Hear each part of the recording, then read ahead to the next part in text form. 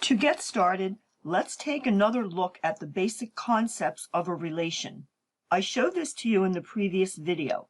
We'll look at this again, and I'll show you how to write the select statement to join data from the country table with data in the city table. So here you see the country table on the left and the city table on the right. The select statements used to get the result sets are simple select all statements. The country table contains the country code and the country name. The city table contains the country code. What we want to end up with is a result set that looks like this. We want to see all of the data in the city table, and we also want the country name to be in the result set. To get the country name included in the result set, we can join the country table and the city table. We'll join the tables on the country code value. Recall that both tables have a country code column. So here is a select statement that we can use to join the data from the country table with the city table. Let's start with the parts of the statement that should be familiar. Those parts include the select and its column list, the from keyword and clause, and the order by clause. What is new in this statement are the join and on keywords and clauses. We'll be taking those clauses apart in the next few slides. First, look at the result set. You'll see that it includes all of the data in the city table, and it also includes the country name. Keep in mind that the country name value is in the country table. So what we are seeing here is a result set that includes data from two tables. Notice that when the country code value changes, the country name value also changes. In this result set, there are two country codes, AFG for Afghanistan and NLD for Netherlands. The from clause specifies city as the name of the table to select the data from. Notice that we have assigned a table alias to the city table using the as keyword. That keyword is followed by the alias value CI. The next line is the join keyword. This keyword is used to specify a table name that is to be joined to the table that is in the from clause. The join clause is similar to the from clause. There is the table name country, the as keyword, and the table alias value CO. The on keyword is used to introduce the columns and conditions that will be used to join the tables. Following the on keyword, you specify the columns that are in the tables that are used for the join. In this case, the join is based on the city table's country code and the country table's code value. Notice that the column names do not have to be the same. The data types have to be the same. In this example, the country code and the code columns are defined as character data 3 characters long.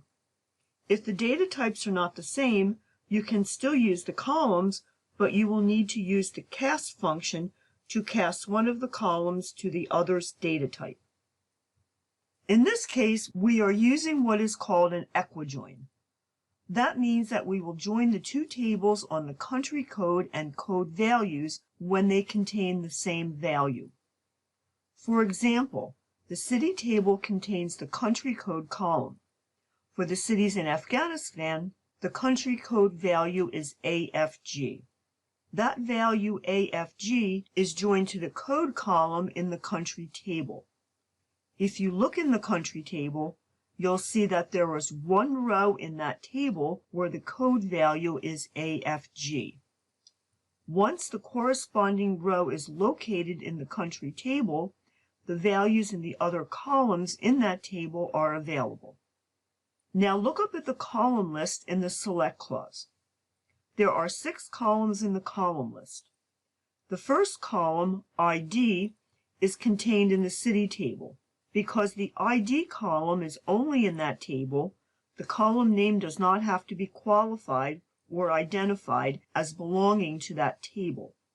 The next column name in the list is the name column. Now we have a problem since both the city and the country tables have a column named name. So we'll do two things with the name column. First, we'll use the table alias value, CI, to qualify the first name column as the one that belongs to the city table. Second, we'll assign a column alias named city, so that when you look down at the result set, the second column is named city, not name. Back to the column list. The district column is only in the city table, so there is no table qualifier or column alias. The population column is used in both tables, so it is table qualified to indicate that the value from the city table is to be used. The country code column is only in the city table. The second name column is table qualified as belonging to the country table using the CO table alias. It is assigned a column alias of country name. So we have a select statement that joins the city and country tables based on the country code value in the city table and the code value in the country table. We've defined a column list to include all of the columns that are in the city table and the name value that is in the country table. We've table qualified the column names that are contained in both tables, and we've assigned column aliases to make it clear in the result set where the value is coming from. So let's take it apart a little bit more. Let's look at how the column and table aliases are used. In the column list, you'll see that two columns are assigned a column alias value. The name column in the city table is assigned an alias value of city. The name column in the country table is assigned an alias value of country name. You can see how both of those column aliases show up in the result set.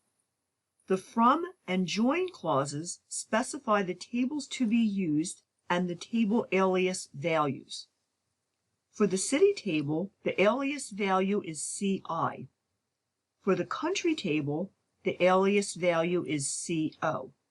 Many times you'll see a table alias value specified as a single character.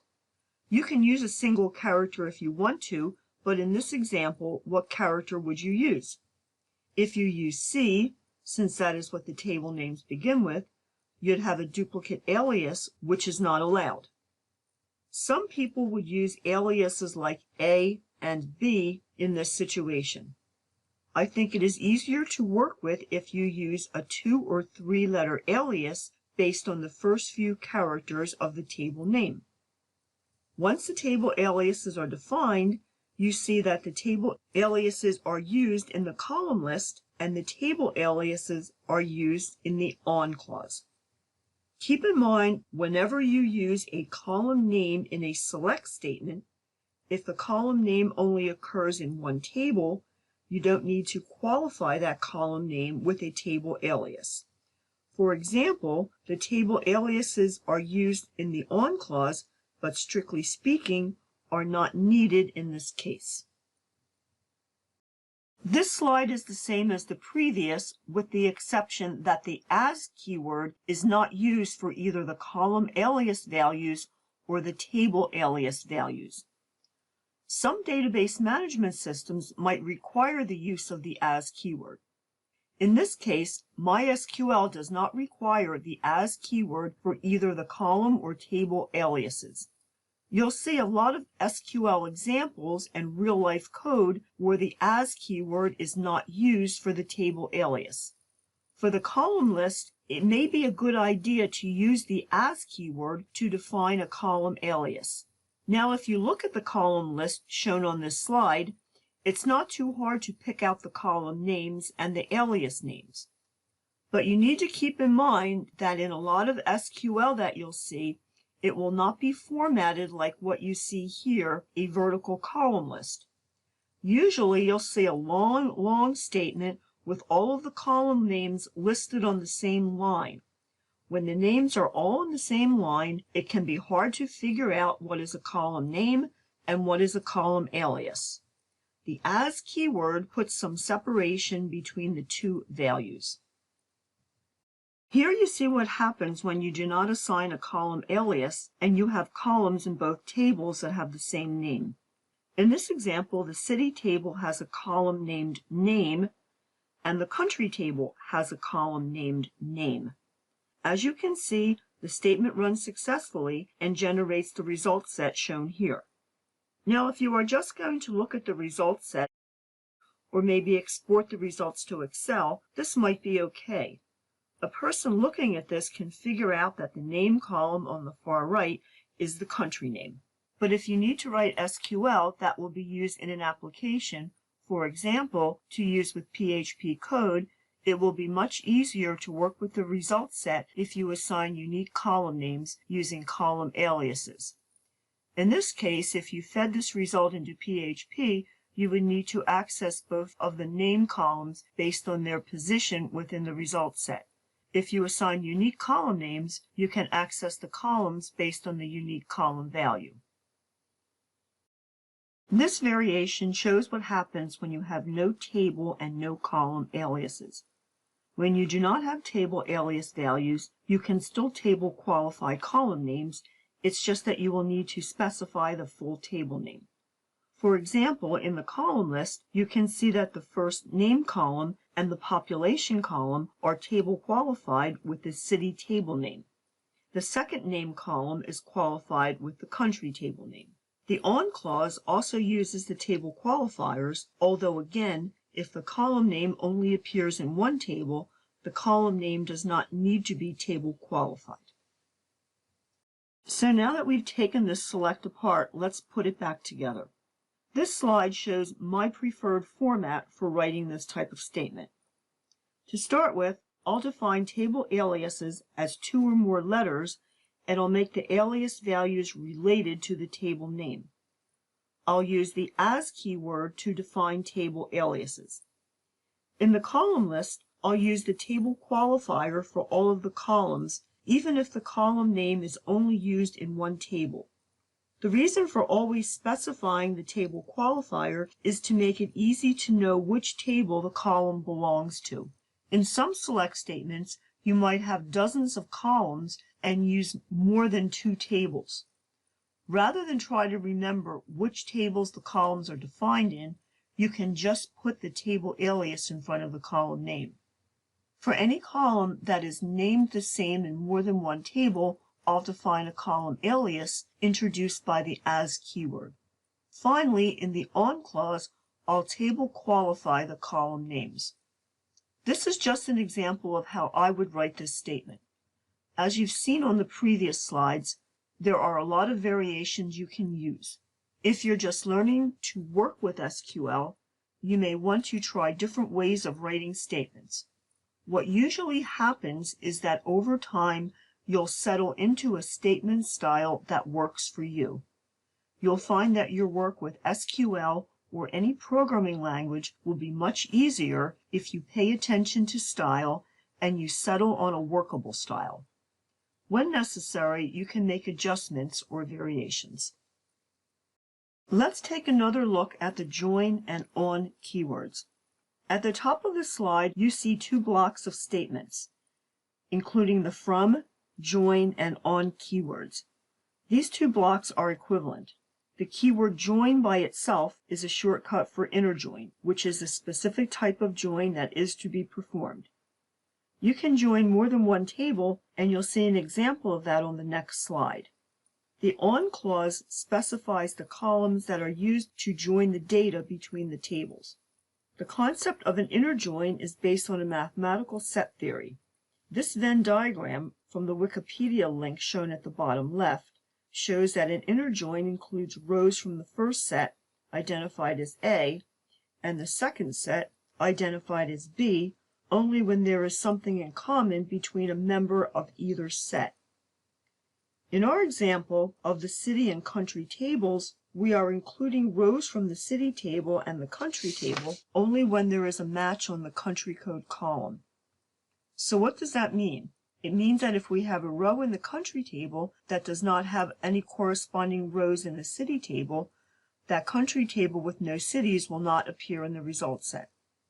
It also means that if we have any rows in the city table that have a country code that does not match any country row in the country table, those city rows will not appear in the result set.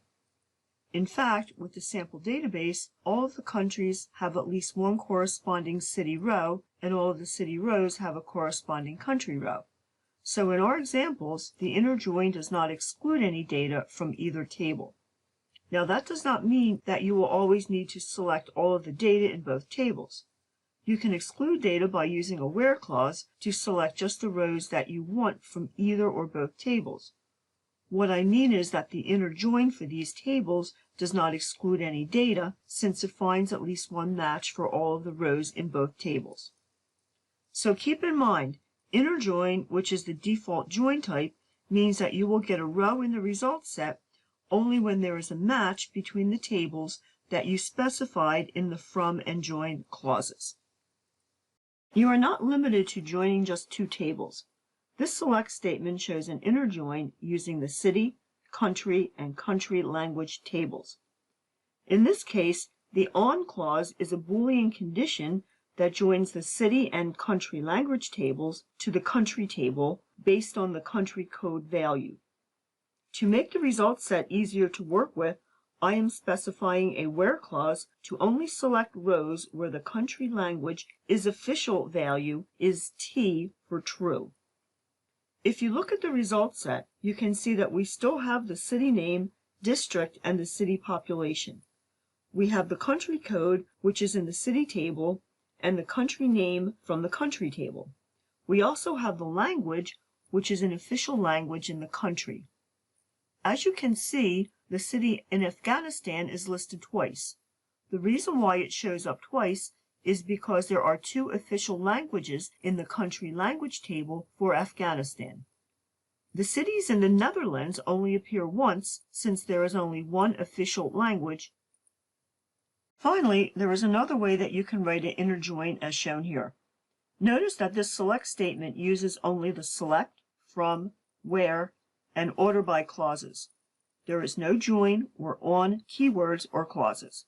At first glance, you might think this is better, since the statement is shorter and you don't need to use the other keywords. But this style of writing an inner join is considered to be obsolete and is not a best practice. A best practice is what is generally considered within the industry to be the preferred or best way to accomplish something when you have more than one choice. In this case, the industry is people who write SQL statements as part of their profession. If you're just writing SQL for yourself or your own computer, it really won't matter what you write. But if you're being paid to write SQL for somebody else, it will usually be best to find out what the current best practices are in the industry and use those. Best practices can and do change over time. At one time, what you see here was the best practice, since it was the only way you could write a join of this type. When the join and on keywords were introduced into SQL, the best practice shifted to using those keywords. Part of being a developer is to commit to keeping up with the best practices for the tools you are working with.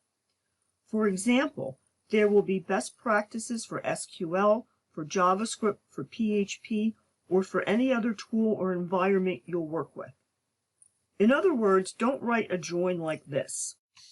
Use the join and on keywords, which are now considered to be the standard and preferred way to express a join.